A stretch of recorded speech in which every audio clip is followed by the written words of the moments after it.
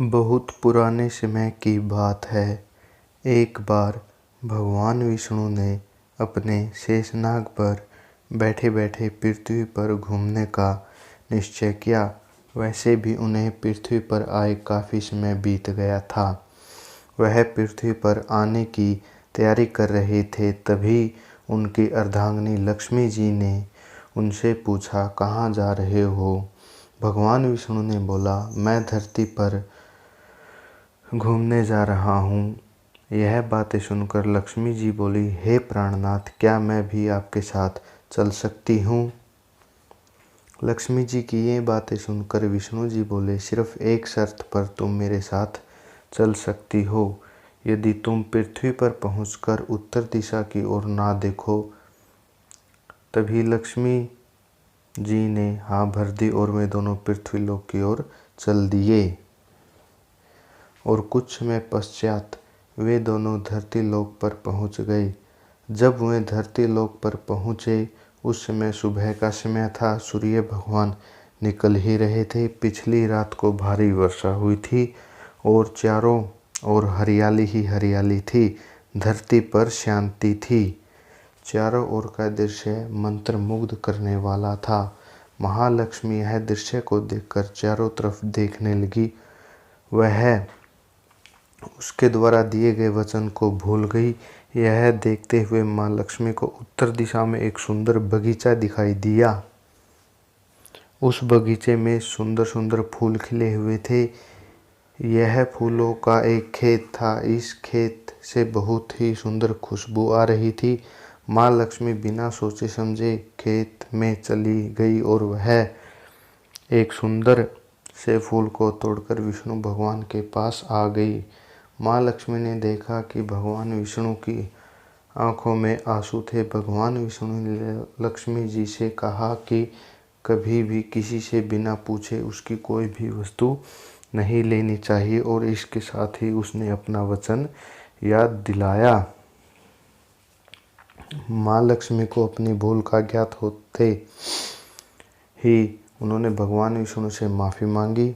तो विष्णु जी ने कहा, तुमने जो गलत कार्य किया है उसका पश्चाताप तो करना ही होगा। इसके लिए तो तुम्हें मालिक के घर 3 साल के लिए नौकर बनकर रहना होगा। इसके बाद ही तुम्हें वापस बुला लूँगा। माँ लक्ष्मी ने हाँ कर दी। ठीक है। उसी के बाद माँ लक्ष्मी एक गरीब औरत का रूप धारण करके उस खेत के मालिक के घर गई।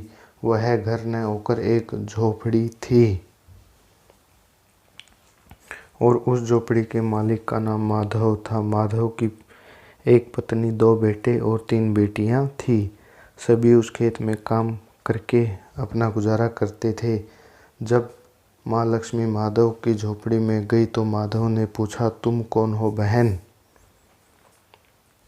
लक्ष्मी जी ने कहा, मैं एक गरीब औरत हूँ। मैंने काफ़ी दिनों से खाना नहीं खाया है। मुझे कोई भी काम दे दो, मैं तुम्हारे घर का काम कर दूंगी।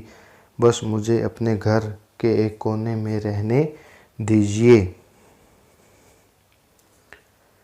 माधव बहुत ही अच्छे दिल का इंसान था। उसे लक्ष्मी जी पर दया आ गई और बोला कि मैं बहुत ही गरीब हूँ, परंतु यदि मेरी 3 बेटियों की जगह 4 बेटियाँ होती तब भी मैं गुजारा कर लेता।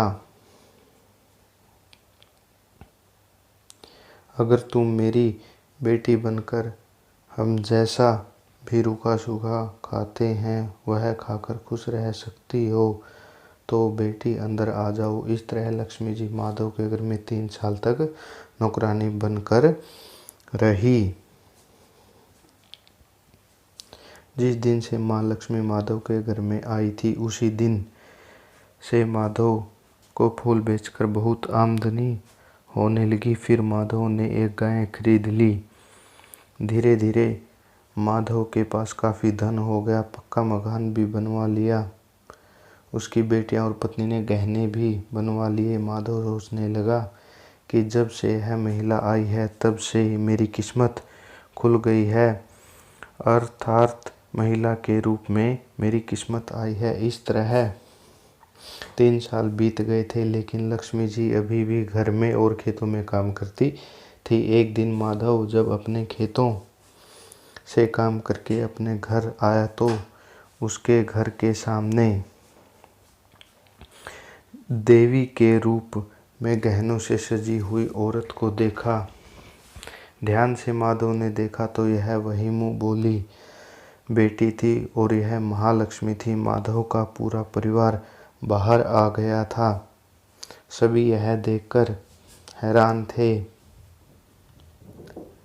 माँ लक्ष्मी की तरफ देखकर माधव बोला, माँ लक्ष्मी, हमसे एक ऐसा अपराध हो गया है। हमने अनजाने में आपसे घर का तथा खेत का काम भी करवाया। माँ, हम सबको माफ़ कर दो। यह सुनकर माँ लक्ष्मी मुस्कुराई और बोली, माधव, तुम बहुत ही अच्छे और दयालु व्यक्ति हो। तुमने मुझे अपनी बेटी की तरह रखा और अपने परिवार का सदस्य समझा।